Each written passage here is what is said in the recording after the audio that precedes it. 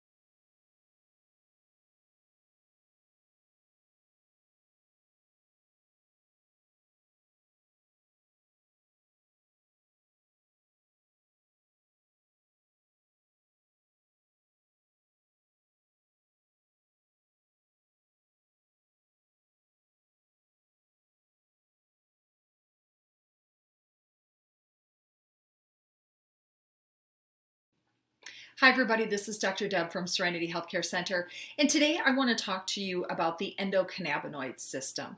So we have this entire endocrine system in our body called the endocannabinoid system that we've just started to learn about over the last 4 or 5 years when we started to bring medical marijuana and CBD oil into the mix of medicine. So they've uncovered some really interesting science behind the endocannabinoid system. And what they're telling us now is that we have not been feeding this endocrine system of ours for about the last 50 plus years since we've taken cannabis out of everything that we do in the United States. So, with the endocannabinoid system being depleted of CBD, cannabinoids, we see a large amount, or a large range, I should say, of symptoms that include things like epilepsy, multiple sclerosis, chronic inflammation, depression, diabetes, RA, rheumatoid arthritis, anxiety. There's all kinds of symptoms that are a cause for having low cannabinoids in the body.